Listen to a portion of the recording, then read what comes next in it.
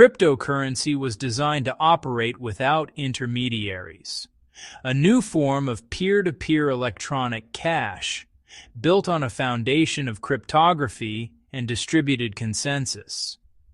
The vision was a global financial system that didn't rely on traditional gatekeepers, without banks to freeze accounts, without central authorities to devalue currency or restrict its flow, without the friction and permission required by the old guard. Its promise was simple, yet profound. When traditional systems fail, when borders close, when banks halt withdrawals, when payment networks go down, crypto continues. It is architected for resilience. Yet something interesting and often painful happens during these moments of stress. When people need crypto the most, it often becomes the hardest time to use it effectively.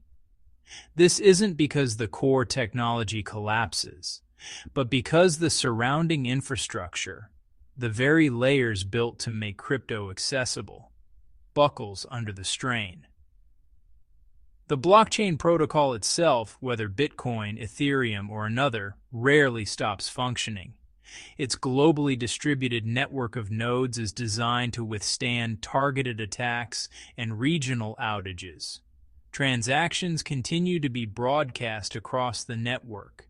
New blocks of transactions continue to be added to the chain. The process of validation, driven by economic incentives, continues. The system does what it was designed to do.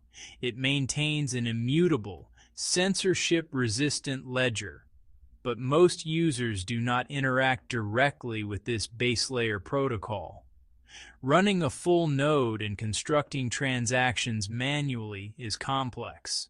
Instead, they interact with the vast infrastructure built around it. Centralized exchanges, which act as the primary marketplaces. Custodial wallet providers, who hold keys on behalf of users. Cross-chain bridges, which enable assets to move between different blockchains. And the critical on-ramps and off-ramps, the fiat conversion channels that connect crypto to the world of dollars, euros, and yen. And it is these layers, all centralized to varying degrees, that behave very differently under stress. Moments of crisis, a market crash, a geopolitical event, a major hack creates sudden, correlated spikes in demand. People rush to act.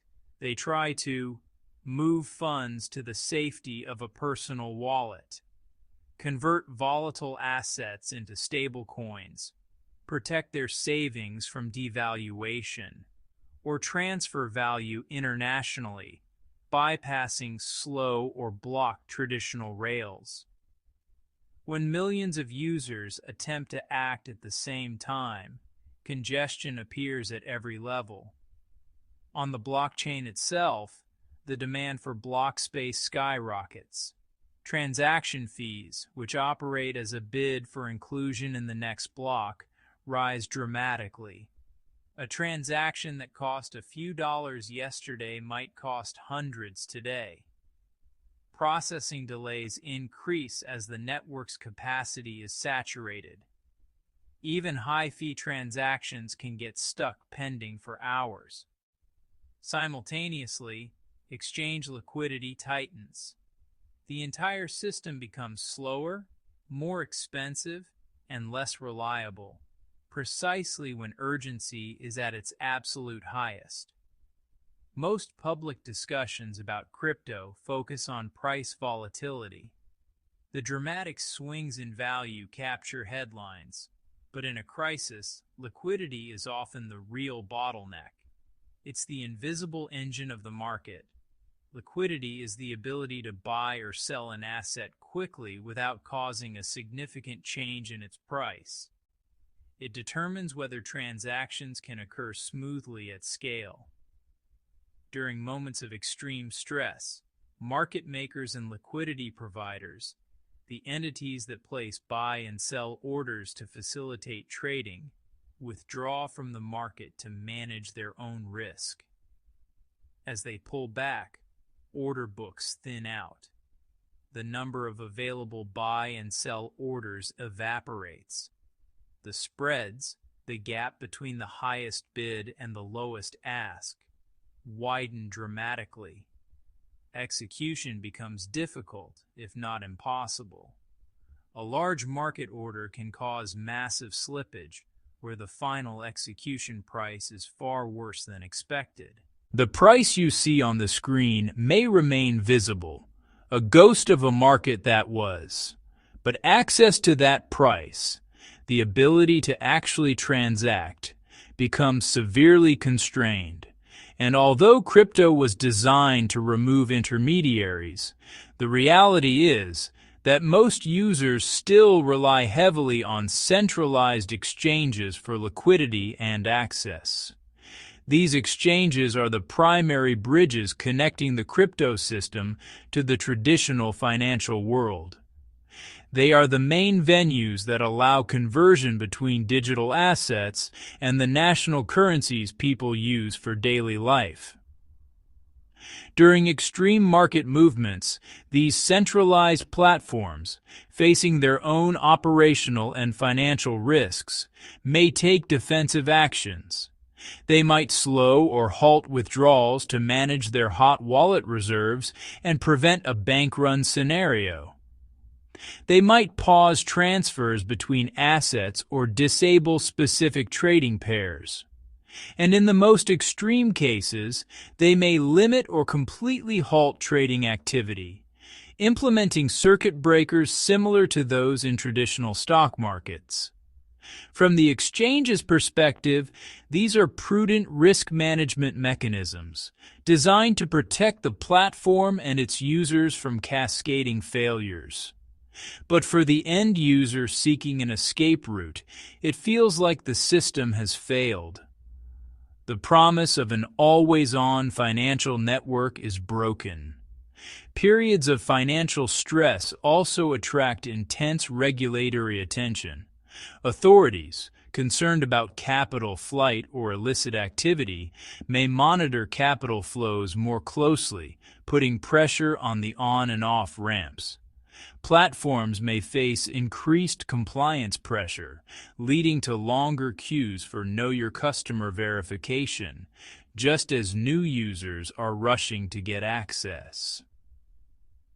Service providers, fearing legal repercussions, may preemptively restrict operations in certain jurisdictions. All of these layers, market structure, operational risk, and regulatory pressure affect usability, even when the underlying protocol continues operating exactly as designed. The original crypto vision assumed, and depended upon, widespread self-custody. The principle of not your keys, not your coins. This means users controlling their own private keys, holding their assets in personal wallets, either hot wallets connected to the internet for convenience, or cold hardware wallets kept offline for maximum security. With self-custody, a user has direct, sovereign control over their funds. They can always broadcast a transaction to the network, provided they can pay the fee. But in practice, convenience often wins out over sovereignty. Many users prefer to store their assets on exchanges and other custodial platforms, trading the responsibility of key management for a simpler user experience. During stable periods, this feels efficient and low risk. Trading is instant, and there's no fear of losing a private key. During unstable periods, it introduces a critical point of failure. The user is dependent on the intermediary's solvency, liquidity, and operational stability. So to be clear, the core crypto protocol does not fail during crises. The human and corporate infrastructure built on top of it fails under pressure.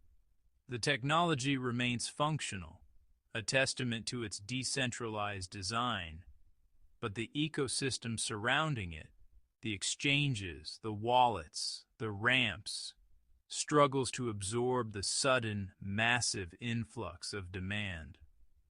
Understanding this distinction is crucial. It changes our expectations and informs how we prepare for volatility. Crypto is not a magic escape from systemic stress. It cannot instantly solve a liquidity crisis or bypass the laws of supply and demand. It is another system with its own unique properties and dependencies. And like every system, its practical usefulness depends on the robustness of its infrastructure. The stronger and more decentralized that infrastructure becomes, from liquidity protocols to on-ramps to user habits, the more resilient crypto will be when it is needed most.